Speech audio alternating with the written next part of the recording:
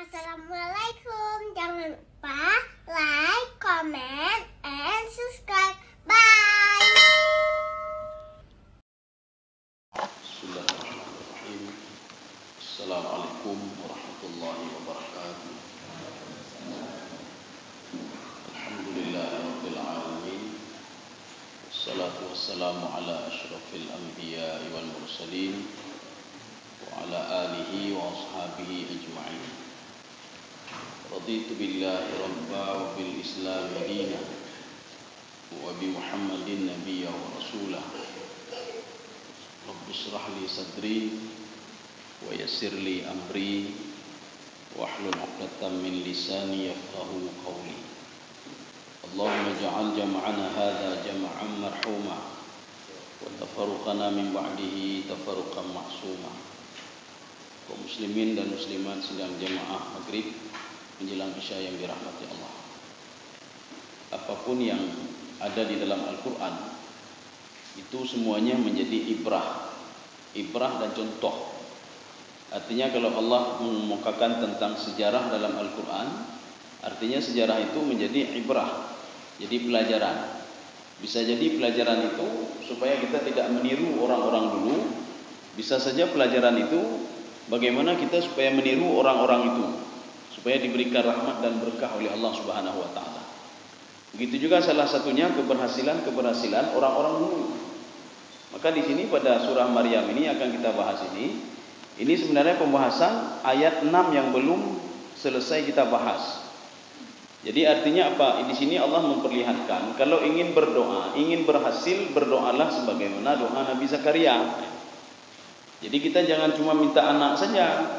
Jadi tidak ada alasannya kenapa minta anak, kenapa ada anak, untuk apa anak. Makanya Nabi Zakaria ketika berdoa kepada Allah Subhanahu wa taala dikemukakan semua alasannya. Kemudian alasannya itu semuanya bukan duniawi, beliau minta, bukan alasan duniawi. Maka salah satunya ini akan kita bahas sekarang. Ini adalah potongan ayat yang belum selesai kita bahas pada pertemuan yang lalu. A'udzubillahi minasyaitonirrajim. Bismillahirrahmanirrahim. Yarithuni wa yarithu min ali Yaqub. Jadi anak itu kata Nabi Zakaria itu mewariskan dariku, kata Nabi Zakaria. Jadi kalau aku seorang nabi, seorang rasul, paling tidak anak saya itu nanti menjadi seorang nabi dan seorang rasul. Kemudian ada kata kunci di sini, yarithu, itu mewarisi, itu bukan mewarisi harta, jangan salah kita. Kalau kita kan mewarisi harta. Kalau kita mau meninggal dunia, yang katanya, yo Pak, kita takut ini anak kita dapat warisan apa enggak ini. Langsung kita warisi itu harta kepada anak kita. Makanya di dalam Al-Quran kata kuncinya, kalau seandainya ada kalimat yarithu, itu mewarisi apa? Mewarisi ilmu, mewarisi akidah, mewarisi agama. Jadi agama yang dah pernah Pak, itulah warisannya. Jadi bukan harta, tidak. Jadi tidak ada seorang nabi pun di dalam sejarah apapun seorang nabi dan rasul mewarisi anaknya itu dengan duit dan dirham, kekayaan, tidak ada.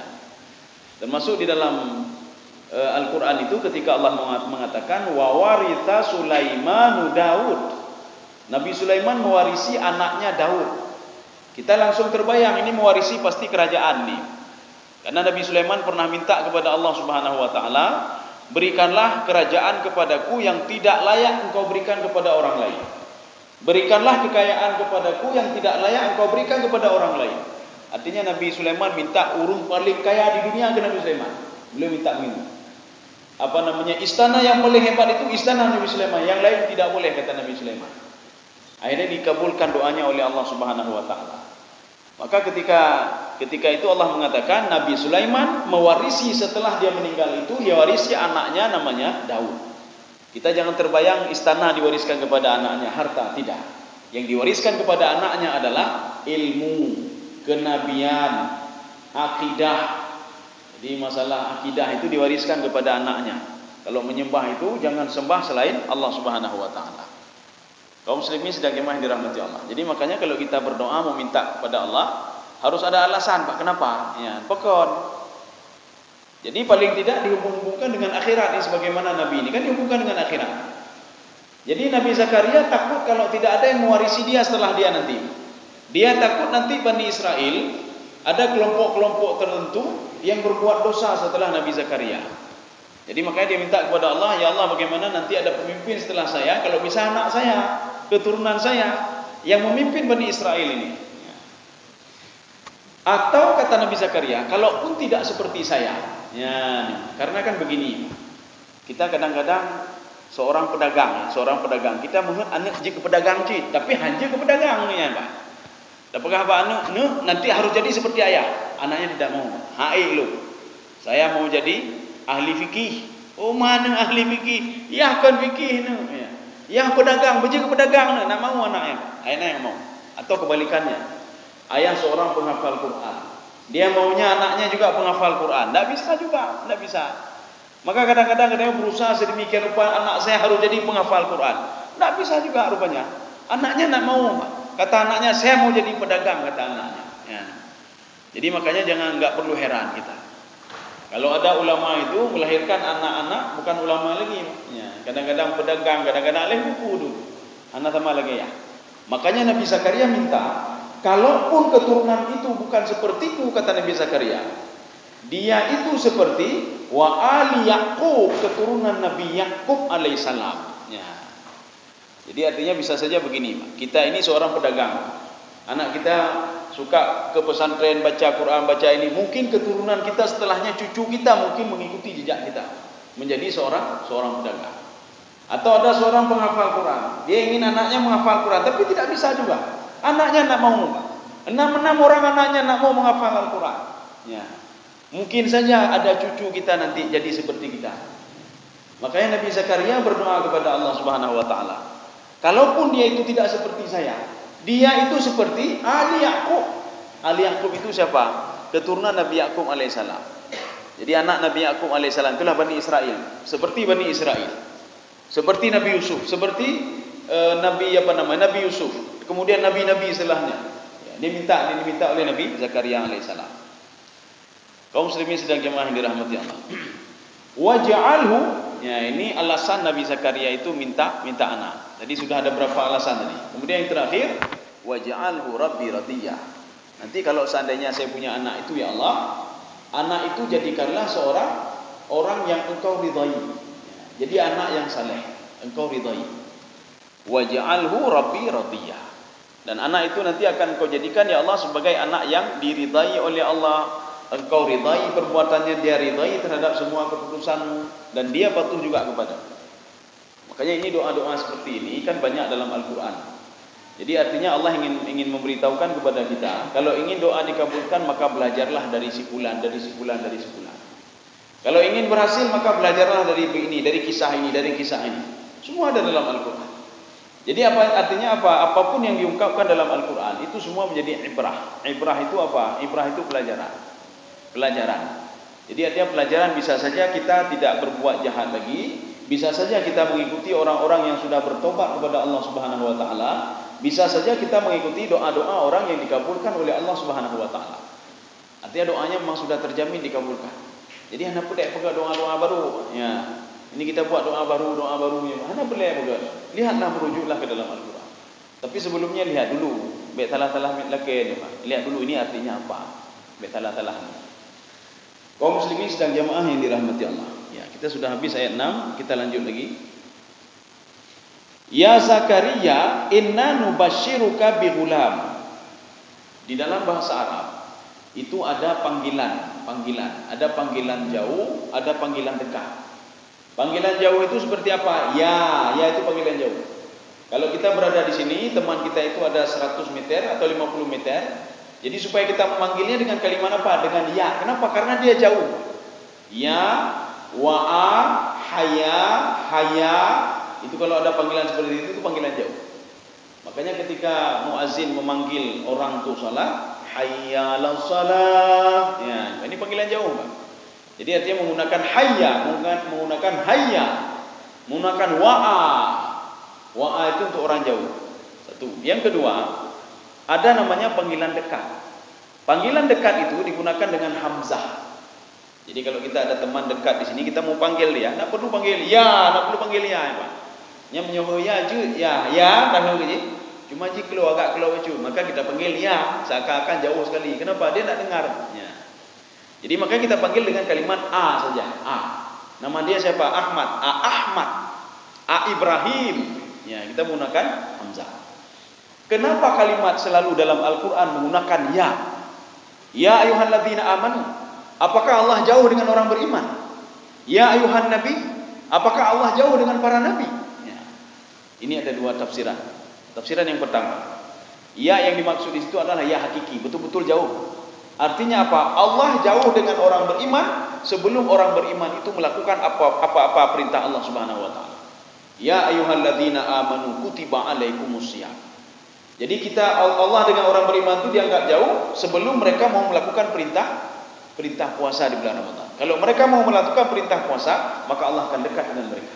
Tapi kalau mereka tidak mau melakukan perintah puasa itu, maka mereka akan jauh dari mereka. Ini tafsiran yang pertama.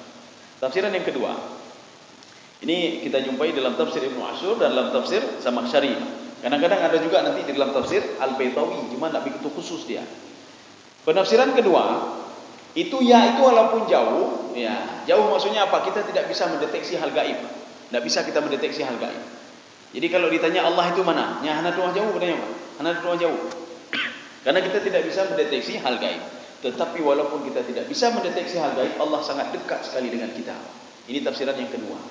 Jadi walaupun kalimatnya di situ ya ayyuhalladzina amanu, wahai manusia yang tidak bisa mendeteksi keberadaanku. Walaupun kalian tidak bisa mendeteksi keberadaanku, kita jauh kata Allah, tetapi saya dekat sekali dengan kamu, tetapi kamu tidak tahu kata Allah Subhanahu wa taala. Ini dua tafsiran.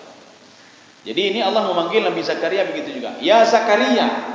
Ya ini adalah ya jauh. Kenapa ya jauh? Karena yang ngomong ini melalui malaikat Jibril alaihissalam. Ya, dengan Nabi Zakaria. Jadi bukan langsung Allah dengan Nabi Zakaria, tidak. Walaupun ada tafsir lain mengatakan nanti langsung Allah dengan Nabi Zakaria. Inilah digunakan kalimat ya. Kenapa ya? Karena Allah itu ngomong dengan Nabi Zakaria melalui perantara malaikat Jibril alaihissalam. Bahkan bukan Jibril saja di sini, ada berapa orang, ada berapa malaikat yang mendampingi Jibril alaihissalam. Mana buktinya?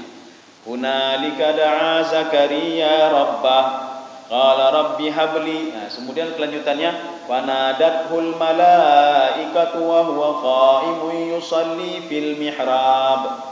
Jadi ketika itu turun malaikat, bukan satu malaikat tidak, tapi banyak malaikat yang turun yang memanggil Nabi Zakaria, wahai Zakaria, doamu sudah dikabulkan oleh Allah. Ya. Jadi makanya di sini malaikat mengatakan, ya Zakaria, wahai Zakaria, inna nubashshiruka bi ghulam. Kami itu memberitahukan kamu kalau doa kamu sudah dikabulkan. Berapa tenggang waktu doa Nabi Zakaria dengan doanya dikabulkan? Ya. Dalam tafsir Jalalain, di dalam tafsir Sawi itu diungkapkan salasata asyara sana, 13 tahun. Dari pertama Nabi Zakaria berdoa sampai dikabulkan doanya itu 13 tahun. 13 tahun itu rupanya Maryam sudah mengandung. Ya. Artinya Maryam mengandung ketika umur masih muda. Ketika itu dia melahirkan Nabi Isa alaihissalam.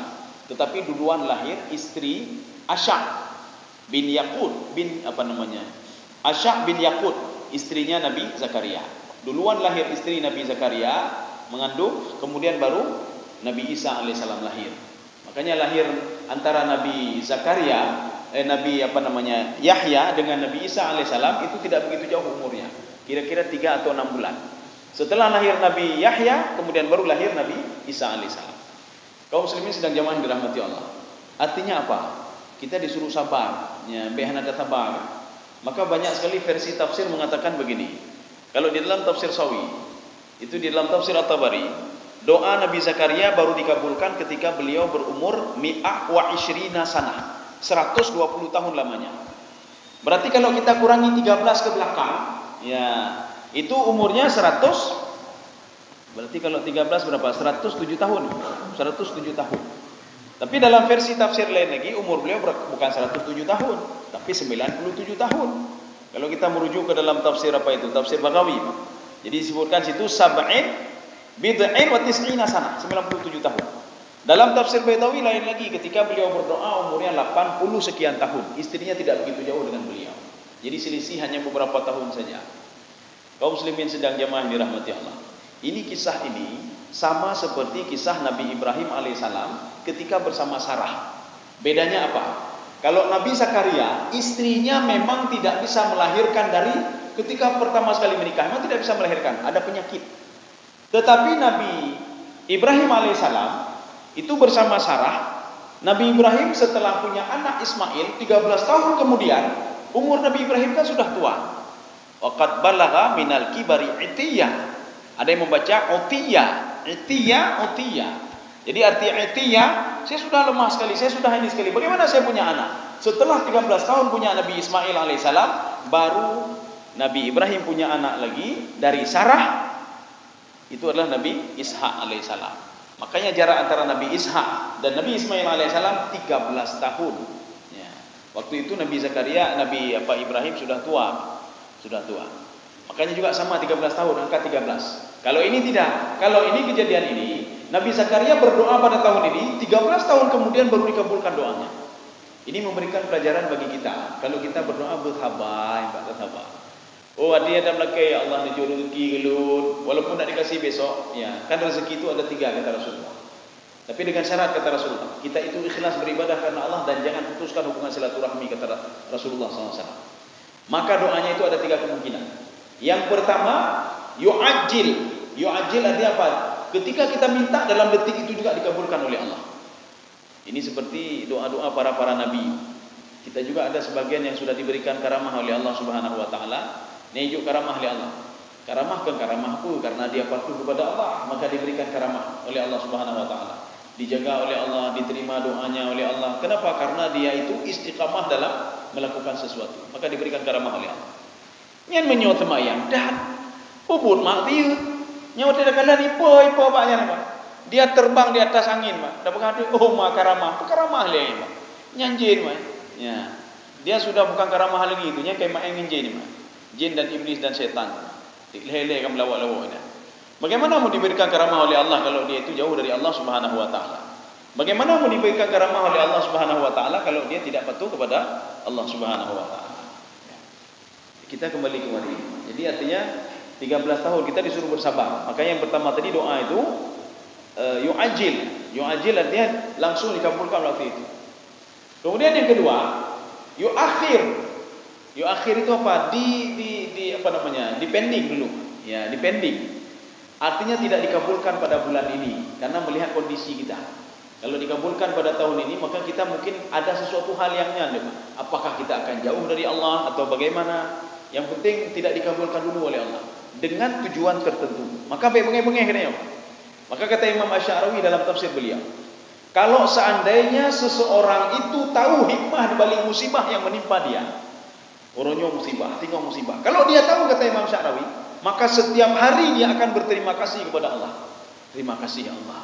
Engkau pending saya untuk tidak pergi ke sana, engkau pending untuk tidak pergi ke sana. Untuk pending ya Allah, gagal proyek saya ya Allah. Ada hikmah di balik itu ya Allah. Kalau orang tahu, tapi kebanyakan orang tidak tahu kata Imam Asy'arawi. Maka selalu pep-pep tapi gagal proyek orangnya, gagal sekian miliar orangnya, kata lu pretender, kata lu je.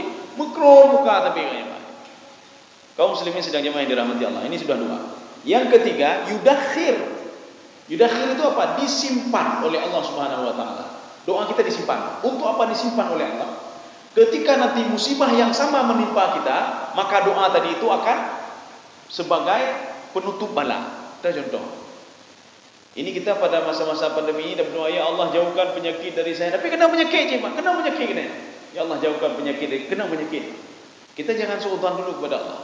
Itu doa kita berarti yudakhil, disimpan oleh Allah. Ketika nanti puluhan tahun kemudian ada juga penyakit yang sama seperti ini, bahkan lebih dahsyat dari ini, kita tak kena lagi. Kenapa? Doa kita sudah puluhan tahun yang lalu.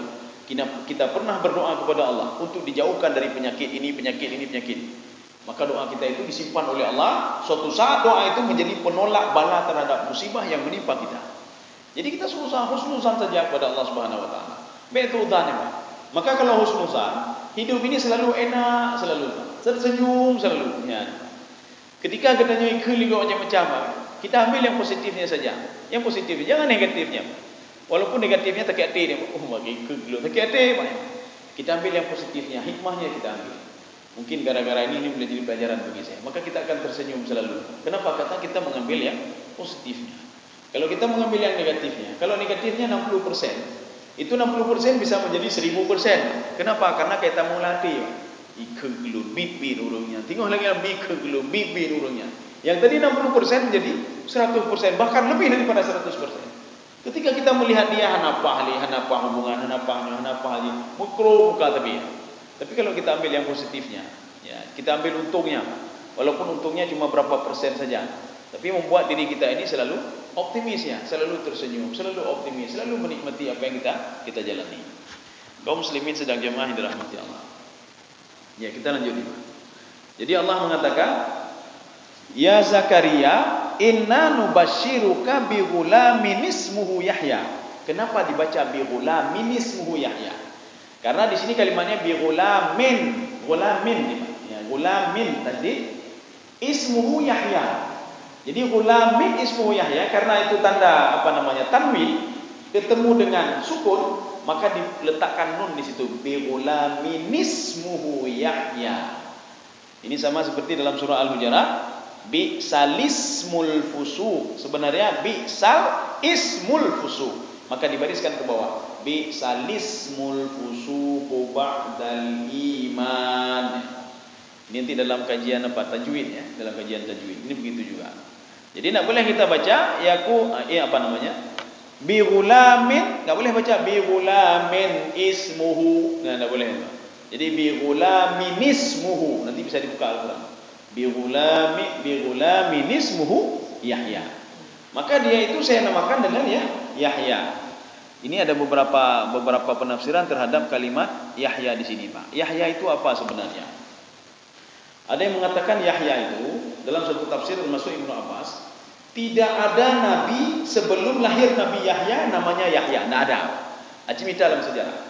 Cari di dalam sejarah, sebelum Nabi Zakaria ada enggak namanya Yahya? Tidak ada seorang nabi pun, seorang ajam pun, seorang keturunan siapapun yang namanya Yahya. Maka Yahya itu dinamakan oleh Allah Subhanahu wa taala kepada Nabi Yahya. Maka sebelum dia lahir sudah ada namanya Yahya. Yahya itu apa sebenarnya? Jadi Yahya ini ada dua pengertian. Ada yang mengatakan Yahya itu adalah makna hakiki. Artinya apa? Dia hidup. Kenapa hidup? Ibunya itu rahimnya tidak hidup lagi, tapi dihidupkan kembali oleh Allah, berfungsi kembali. Padahal dari dulu memang tidak bisa berfungsi sama sekali. Moto penting karulah, walaupun dah pegang memang hancur karulah memang, tapi diperbaiki kembali oleh Allah. Maka ini namanya Yahya. Makanya Allah mengatakan dalam Al-Quran, wa aslahna lahu zawjah. Saya perbaiki rahim istrinya, rahim istrinya. Maka menjadi seperti semula lagi. Maka dinamakan dengan Yahya, maka dia hidup. Satu. Yang kedua, Yahya ini bukan makna hakiki tapi makna majazi. Apa itu makna majazi, Pak? Dihidupkan ilmunya, dihidupkan akidahnya, dihidupkan keyakinannya, dihidupkan agamanya oleh Allah. Maka dinamakan dengan Yahya. Maka baik malay-malay nanu Yahya ni. So nanu baik bompo Yahya malay nang ngampung ni. Padahal itu adalah nama yang diberikan oleh Allah untuk Nabi Zakaria anaknya. Allah sendiri yang memberikan nama. Bukan Nabi Zakaria, tidak. Nabi Zakaria tidak pernah memberikan nama anaknya Yahya. Tapi yang memberikan adalah Allah Subhanahu wa taala. Kaum muslimin sedang jemaah yang dirahmati Allah. Jadi ada juga yang mengatakan di dalam tafsir At-Tabari dihidupkan dia dengan iman. Ya, ini Nabi Yahya. Makanya Nabi Yahya itu berbarengan dia usianya walaupun terpaut sedikit dengan Nabi Isa alaihissalam. Mereka itu salah satu nabi yang hidup pada satu masa ya. Dan kitabnya juga satu, kitab Injil. Tapi Injil itu diturunkan kepada Nabi Isa alaihissalam. Makanya Nabi Yahya ini menolong Nabi Isa. Mereka dua-dua. Jadi Rasul untuk Bani Israel. Sama seperti ada lagi Nabi yang dua-dua itu siapa dalam satu masa. Tapi kalau dalam satu masa tapi tempatnya jauh. Nabi Ibrahim dengan Nabi Lut. Mereka satu masa. Cuma masanya jauh sekali. Tetapi Nabi Yahya, Nabi Isa alaihissalam sudah satu masa, umurnya sama, diangkat menjadi Rasul juga sama. Kemudian dakwahnya juga sama selama 3 tahun. Nabi Yahya setelah itu meninggal dunia setelah usia 33 tahun. Nabi Isa alaihissalam diangkat oleh Allah ke langit itu usia 33 tahun juga. Makanya ketika pada langit yang kedua itu ketika setelah Nabi Adam, di situ Nabi Isa bersama Nabi Yahya alaihissalam. Ya, waktu Nabi Mi'raj. Maka ketika Nabi Mi'raj, malaikat Jibril mengatakan, "Salim ya Muhammad." Ucapkan salam ya Muhammad. Ya, ini apa namanya? Pelajaran bagi kita, kalau masuk ke rumah orang itu harus ucap salam. Baik langsung sembarangan tamong. Etika ya. Kalau tidak diberikan izin jangan masuk ya. Kaum muslimin sedang jamaah yang dirahmati Allah. Jadi namanya itu adalah Yahya. Kaum muslimin sedang jamaah yang dirahmati Allah. Di dalam kita lanjut lagi. Lam naj'al lahu min qablu samiyya. Ini samiyya ini ada dua penafsiran. Tidak ada nama seperti nama Yahya sebelumnya. Satu. Kemudian ada juga yang mengatakan Yahya itu maksudnya apa? Al-karamah, al-barakah. Jadi penafsiran kedua, tidak ada keberkahan yang seperti keberkahan yang diterima oleh Nabi Yahya alaihissalam. Tapi ini pendapat ini ditolak oleh penafsir lain. Apa kata penafsir lain? Sebelum lahir Nabi Yahya, nabi-nabi lain juga hebat-hebat semua, bukan Yahya saja yang hebat. Bahkan nabi lain itu lebih panjang-panjang umurnya dibandingkan dengan Nabi Yahya. Dakwahnya lebih hebat lagi dengan Nabi Yahya. Makanya banyak ini yang condong kepada pendapat yang pertama. Apa pendapat yang pertama? Tidak ada, termasuk Ibnu Abbas. Ibnu Abbas, Al-Baghawi, Al-Qurtubi, At-Tabari, ya. Mereka sepakat semua, nama Yahya tidak ada sebelumnya. Kalau nama kita kan banyak sekali. Ya. Nama kitanya katanya Thonan Ibrahim. Oh, Ibrahim kok jai kan. Thonan Yahya. Oh, Yahya hana lomnan maknanya. Sekarang saja sudah banyak. Tapi dulu itu tidak ada nama Yahya. Ya. Maka penafsir itu lebih condong kepada pendapat yang pertama. Kalau Yahya itu adalah nama, bukan karamah, tidak. Bukan keberkahan, tidak. Banyak nabi lain yang lebih berkah dibandingkan dengan Nabi Yahya. Kaum muslimin sedang dirahmati Allah. Sekarang sudah habis ayat 7. Berarti sudah 1 ayat setengah. Sekarang kita lanjut 1 ayat lagi. Ya, jadi sampai ayat 8 saja. Qala rabbi anna yakunu li ghulam.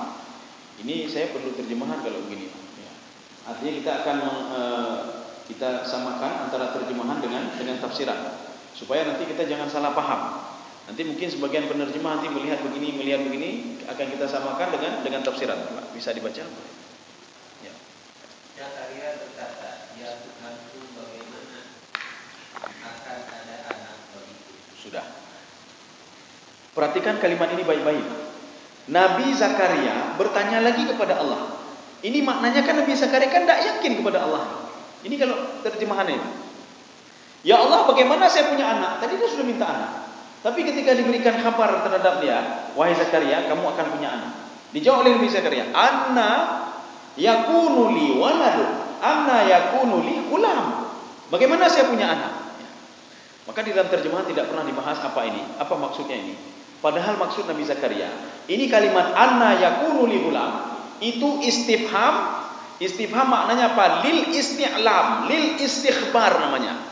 Istikhbar apa? Minta klarifikasinya. Bukan tidak percaya kepada Allah. Ya, jadi kalau kita lihat di dalam terjemahan, seakan-akan Nabi Zakaria tidak percaya kepada Allah. Ya Allah, bagaimana saya punya anak? Ya, sedangkan saya sudah tua. Bukan itu maksudnya. Nabi Zakaria minta klarifikasi. Kalau betul saya punya anak, apakah saya punya anak nanti melalui istri dulu saya, istri tua saya? Ya, Asya' bin Fakut, atau saya menikah lagi dengan orang lain, kata Nabi Zakaria. Dan saya punya anak dengan istri yang baru ini. Ini yang dimaksudkan Nabi Zakaria. Inilah namanya istifham, isti'lam, nama atau istifham makna isti'lam atau istikhbar, minta klarifikasi kepada Allah. Bagaimana ya Allah, apakah saya punya anak ini nanti dari istri ini atau saya menikah lagi dari istri yang itu? Ya. Karena yang punya penyakit itu istri saya, kata Nabi Zakaria. Nabi Zakaria mengatakan yang punya penyakit itu istri saya. Bagaimana Nabi Zakaria tahu? Wallahu a'lam bishawab. Yang jelas Nabi Zakaria mengatakan saya tidak punya penyakit, tapi istri saya yang sakit. Saya sudah tua saja, itu saja. Tapi istri saya dari dulu memang tidak punya anak. Buktinya apa? Sampai sekarang kami tidak punya anak. Ya. Jadi ini klarifikasi namanya. Istifham, kata tanya, bertanya kepada Allah hanya untuk minta klarifikasi dari Allah Subhanahu wa taala. Walaupun Allah menjawab nanti, bukan kamu kawin lagi, ya, istri yang dulu, jangan kawin lagi. Ya, nyok kadang kawin lain. Ya Allah, tujuan dulu ni Allah. Gimana cara belum kawin lain juga? Kawin lain lambat. Jadi ini maksudnya apa? Allah ingin menampakkan kekuasaannya. Walaupun istri kamu tidak bisa melahirkan lagi, tidak bisa mengandung lagi, tapi sekarang sudah bisa. Wa aslahna lahu zaujah. Saya perbaiki kembali rahimnya, kata Allah Subhanahu wa taala. Artinya kalau secara ini kan tidak mungkin. Secara logika tidak mungkin. Yang pertama sudah tua. Itu kalau dalam tafsir itu 90 istrinya. Dalam satu tafsir lagi di bawah Nabi Zakaria 80 sekian. Berarti kalau Nabi Zakaria 120, istrinya di bawah dari Nabi Zakaria 100 sekian. Berarti kalau dalam satu tafsir mengatakan 97 umur Nabi Zakaria, berarti usia Asya' bin Faqud itu 80 sekian tahun, sudah tua. Jadi yang pertama walaupun sudah tua, yang kedua memang tidak bisa mengandung, dua-dua ini diperbaiki oleh Allah Subhanahu wa taala. Ya. Ini makanya kita jangan salah paham nanti ketika membaca terjemahan. Ini kejadian ini setelah 13 tahun kemudian dari doa Nabi Zakaria meminta kepada Allah Subhanahu wa taala. Maka Nabi Zakaria minta kepada Allah termasuk dalam surah Ali Imran. Rabbi habli min ladunka dzurriyyatan thayyibah innaka sami'ud du'a. Ya Allah, berikanlah anak yang saleh kepadaku, Engkau Maha mendengar doaku. Dalam ayat lain, innaka antas sami'ul alim. Engkau itu Maha mendengar dan Engkau Maha tahu ya Allah kalau saya tidak mungkin punya anak. Engkau Maha tahu kalau istriku tidak punya anak juga. Jadi dari Nabi Zakaria ngomong itu ada tenggang waktu 13 tahun lamanya. Baru datang malaikat memberitahukan kepada Nabi Zakaria, kamu akan punya anak. Nah, ini kan lebih pusing lagi Nabi Zakaria. Bukan tidak beriman kepada Allah, tetapi ingin klarifikasi. Apakah anak saya nanti dari istri yang lama atau saya menikah lain dari istri yang baru ya Allah? Ya. Kaum muslimin sedang jamaah yang dirahmati Allah. Kita lanjut. Qala rabbi anna yakunu li ghulam. Jadi rabbi di sini kan barisnya ke bawah. Sebenarnya tidak ada rabbi, yang ada rabbun. Kalau diletakkan rabbi berarti ya-nya sudah hilang. Maka tidak boleh baca panjang. Rabbi, tidak boleh baca panjang. Di dalam rabbi itu sudah mengandung wahai Tuhanku. Walaupun ditulis rabbi, tidak ada ya. Tetapi kalau ditulis rabbu, itu wahai Tuhan saja. Ya. Wahai Tuhan, wahai pencipta, wahai yang memberikan rezeki, yang mengatur, ya, ini Rabbun. Tapi kalau Rabbi itu sudah mengandung makna wahai Tuhanku, wahai pengaturku, wahai pemberi rezekiku. Ya, ini kayak kita mau mendum ya. Ini kalau kalimat Rabbi. Maka tidak boleh dipanjangkan Rabbinya. Tidak boleh. Qala Rabbi, enggak boleh. Qala Rabbi anna yakunu li ghulam. Bagaimana mungkin Bagaimana cara punya anak saya dari ini dan itu? Kalau punya anak dari istri ini, ya dijawab oleh Nabi Zakaria lagi. Wa kanat imraati akhirah. Kalau punya anak dari istri yang pertama, tidak mungkin. Ya, Nabi Zakaria minta supaya ada istri yang lain. Ya, punya anak dari istri yang lain. Tidak mungkin ya Allah. Istri saya itu memang dari ketika menikah tidak punya anak. Kecuali dia itu memang sudah tua. Tapi memang tidak punya anak. Sudah tidak punya anak, tidak bisa punya anak dan tua lagi kata Nabi Zakaria. Waqad balagtu minal kibari itiyah. Ini dibaca dua. Ada yang baca itiyah, ada yang baca utiyah. Itiyah itu kalimat itiyah itu sudah lemah sekali, katuhatan. Ya. Jadi usia kan 120 kan katuhan. Nabi Musa juga usia 120 tahun Nabi Musa. Tapi walaupun Nabi Musa usianya 120 tahun, ada yang lebih dahsyat lagi dari Nabi Musa. Nabi Nuh alaihissalam. Usia beliau itu 1000, kalau versi tafsir Ibnu Abbas 1250 tahun. Kalau versi tafsir Al-Baydawi umurnya 950 tahun. Kalau versi tafsir lain umurnya 1000 tahun ya. Jadi artinya apa? Melebihi 1000 lah. Tapi Nabi Musa itu 120 tahun. Fir'aun laknatullah berapa umurnya itu? 90 tahun cuma. Walaupun hebat tadi mati ini Pak. Di kurung puluh tahun hanya jahil. Makanya Fir'aun itu Ramses II. Jadi yang membesarkan Fir'aun Nabi Musa adalah Ramses II. Tetapi yang melawan Fir'aun itu, yang melawan menentang Nabi Musa bukan Ramses II. Ramses II sudah meninggal, kamu meninggal. Anaknya Ramses II, anaknya yang ke-13. Mernet namanya, anak ke-13. Maka anak yang ke-13 itulah yang menentang Fir'aun, menentang Nabi Musa alaihissalam. Yang ketika diperlihatkan tongkat menjadi ular bukan kepada Ramses II. Ramses II sudah tidak ada lagi. Ramses II, kalau di orang barat itu mengatakan Ramses II lah yang tenggelam. Tapi ketika diselidiki bukan Ramses II. Ramses II ketika dibelah dadanya itu diselidiki tidak ada zat asin di dalam tubuhnya. Artinya dia bukan tenggelam di laut. Tapi ketika diperiksa rupanya mulutnya kena kanker, penyakit. Kena penyakit. Nah, kankernya asam urat bacu oleh buku sakitnya, Pak. Jadi ini tak mungkin ini. Umur 90 tahun. Walaupun dia mengatakan saya adalah Tuhan. Saya orang paling hebat yang mengatakan Tuhan itulah Ramses II, mulai dari Ramses II. Sebelumnya tidak ada firman yang mengatakan saya Tuhan kecuali nyawa Ramses II ini. Makanya Allah mengatakan fal yauma nunajjika bi badanika litakuna liman khalfaka ayah. Itu untuk siapa itu? Ya, bukan Ramses, anak Ramses II. Ini anak Ramses II lebih dahsyat lagi dari Ramses II ini. Makanya Ramses II, anak Ramses II yang ke-13 anaknya lebih dahsyat daripada ayahnya Ramses II ini. Dialah juga yang mengatakan ana rabbukumul a'la. Sayalah Tuhan paling tinggi. Ya, ya. Walaupun dulu orang tuanya juga ngomong saya adalah Tuhan juga. Yang mengatur ini adalah semuanya saya, kata Ramses II. Kaum muslimin sedang jemaah yang dirahmati Allah. Tetapi kepu hebat-hebat. Umur 30 kah hanyu buka terpulih. Ka Tuhan. Ka hanyu kejali naik begah agaknya kabukok tulung. Ya, Ramses II ini nak tengah bisa buat apa-apa lagi. Tapi nak bisa diganti dulu. Kecuali dia meninggal dulu, waktu itu dia meninggal dan digantikan dengan anaknya. Ini lebih dahsyat lagi anaknya ini. Ya. Kaum muslimin sedang jemaah yang dirahmati Allah. Makanya yang yang bermimpi ya, bermimpi itulah ini anak yang kedua ini. Bermimpi itu Ramses II ya, Ramses II. Maka kejar. Sebelum dia ketemu dengan Nabi Musa alaihissalam, artinya sebelum Nabi Musa besar dan mengajak dia berdakwah, dia sudah meninggal dunia. Ini Ramses II. Makanya yang menentang Nabi Musa itu adalah anaknya Ramses II yang ke-13. Kaum muslimin sedang jemaah yang dirahmati Allah. Kita lanjut.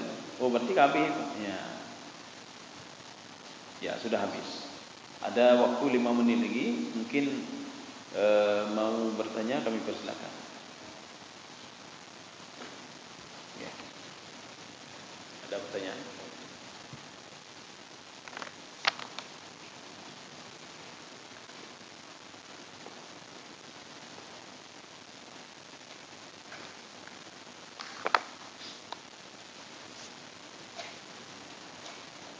Ini ada tambahan sedikit ini di dalam tafsir Al-Wasit.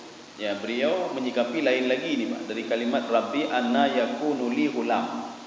Tadi versi yang pertama tadi itu istifham itu namanya istifham isti'lam atau istikhbar, klarifikasi. Ya, jadi minta klarifikasi satu. Kemudian yang kedua, di dalam tafsir Al-Wasit, rupanya Al-Wasit ini sudah ada terjemahannya. Ya, baru lepas lokal di sebuah masjid sudah ada tafsir Al-Wasit ya, yang dapat cuma jilid 1, jilid 3 saya lihat. Berarti sudah ada terjemahan tafsir Al-Wasit yang dikarang oleh Syekh Tantawi. Apa kata Syekh Tantawi? Itu makna Rabbi Rabbi anna yakunu li ghulam. Itu istifham itu makna ta'ajub dan gembira. Ya. Seorang kalau sudah begitu kan gembira sekali, ya Allah, bagaimana mungkin saya punya anak? Kalimat bagaimana mungkin saya punya anak? Itu bukan bertanya kepada Allah, tidak. Itu saking gembiranya dia ketika sudah diberitahukan kamu akan punya anak. Jadi seperti kita sudah berusaha ke sana kemari, tiba-tiba hanam demi rezeki, hanam demi tepung. Tapi tiba-tiba diberitahukan oleh malaikat kamu hari ini dapat rezeki yang banyak. Kita akan bertanya, bagaimana mungkin ini ya Allah? Ya. Kalimat bagaimana mungkin ini ya Allah itu menunjukkan kepada ta'ajub. Ta'ajub itu heran ya, dan gembira. Maka saking gembiranya ada orang juga kadang-kadang menangis itu bukan gara-gara sedih saja, tidak. Menangis itu bisa saja gara-gara gembira. Ya, ini makanya seperti ini. Jadi makanya anna yakunu li ghulam. Kalau kita melihat kenapa tidak digunakan kalimat lain saja? Anna ini adalah sebuah kalimat mustahil kalau kita lihat dalam ilmu balaghah. Inilah yang dialami oleh Nabi Uzair. Makanya Nabi itu sebenarnya banyak sekali, tapi Nabi Uzair itu bukan rasul ya. Yang dialami oleh Nabi Uzair ketika beliau baru pulang dari ladangnya, beliau bawa buah-buahan. Kemudian beliau naik ke atas sebuah keledai. Tiba-tiba melewati sebuah perkampungan. Perkampungan itu sudah hancur, orangnya sudah mati, bangunannya sudah roboh semuanya. Apa kata Nabi Uzair? Anna yuhyi, ini sama seperti ini. Kalau ini anna yakunu li ghulam. Setelah anna itu kata kerja. Anna yuhyi. Bagaimana mungkin? Ini ta'ajub juga namanya. Artinya bukan berarti Nabi Uzair tidak percaya kepada Allah, tidak ya. Nabi Uzair merasa ta'ajub dia. Ini minta klarifikasi. Kalau dalam tafsir satu lagi istikhbar, minta klarifikasi kepada Allah. Bagaimana mungkin ya Allah? Kalaupun bisa kau nampakkan kepadaku. Ya ini. Anna yuhyi hadhihi Allahu ba'da mautiha. Bagaimana engkau bangkitkan mereka kembali? Bagaimana tulang-tulang mereka yang sudah berserakan itu engkau inikan kembali? Akhirnya apa? Diberikanlah contoh oleh Allah Subhanahu wa taala pada Nabi Uzair itu sendiri. Ketika beliau tidur 100 tahun lamanya, kemudian ketika beliau bangun, ditanya oleh Allah, "Kamu sudah berapa hari ini?" "Saya sehari atau 2 hari." "Coba perhatikan kepada ini." "Ya, coba perhatikan kepada keledaimu. Keledaimu sudah jadi tulang." "Oh ya, jadi tulang." "Coba lihat makananmu, lam yatasannah." Makananmu tidak berubah. Apa yang aneh? Coba kamu pikir. Biasanya yang duluan busuk itu adalah makanan, Pak. Makanan itu kalau beberapa hari kemudian kita ada makanannya, makanan kabro, Pak. Apalagi seminggu. Tapi kalau binatang, dia walaupun sehari 2 hari, walaupun dia ini enggak langsung mati dia, Pak. Ya, enggak langsung jadi tulang begitu. Jadi tulang itu setelah lama sekali. Setahun 2 tahun setelah lama sekali baru jadi tulang. Ini yang membuat Nabi Uzair heran. Bagaimana mungkin ini? Ini Allah akan menghubungkan dengan pertanyaan beliau yang pertama sekali, anna yuhyi hadhihi Allahu ba'da mautiha. Sekarang kamu lihat, yang kamu tanya tadi akan saya klarifikasi kepadamu. Coba perhatikan tulang-tulang ini. Saya rakit kembali, kata Allah, langsung dirakit di depan Nabi Uzair. Rakit tebal-tebal sehingga menjadi keledai kembali. Kita pun kalau dirakit kembali di depan kita tetap tidak beriman juga. Ya. Nah, urung kerhule, urung kerhule. Jadi urung kerhule yang hana yakin bahwa urung kiamat, maka keyakinan itu sebenarnya di dalam hati. Walaupun dinampakkan di depan itu, kalau dia tidak masuk ke dalam hatinya, ya hana guna aji, Pak, hana guna aji.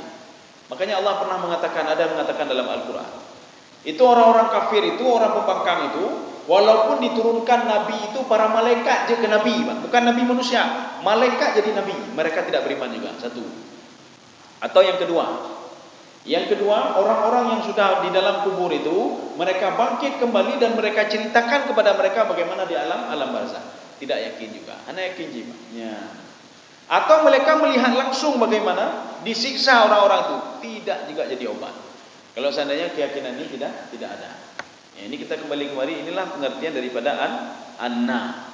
Jadi anna itu bisa ada 2, tapi jangan menggunakan anna begini saja. Anna, jangan anna itu, annanya adanya. Kemudian nanya panjang, anna, tapi jangan anna yang panjang ke atas, tidak. Itu lain lagi artinya. Tetapi anna nun yang adayanya. Anna laki hadza, dari mana ini? Mustahil. Ya, ta'ajubnya Nabi Zakaria. Anna yuhyi hadhihi Allahu ba'da mautiha. Itu anna juga. Jadi bukan inna dan bukan inna, beda. Ya, saya rasa cukup. Ya. Ya, ada pertanyaan enggak? Kalau enggak ada kita cukupkan saja. Ya, mudah-mudahan ada manfaatnya bagi lumpuhan dan jemaah sekalian. Insyaallah pada pertemuan selanjutnya menyunamu banyak. Ini kita lanjut ayat berapa? Ayat 9 ya, ayat 9. Jadi mudah-mudahan ada manfaatnya bagi saya dan jemaah sekalian. Subhanakallahumma hamdika asyhadu an la ilaha illa anta astaghfiruka wa atubu ilaik. Assalamualaikum warahmatullahi wabarakatuh.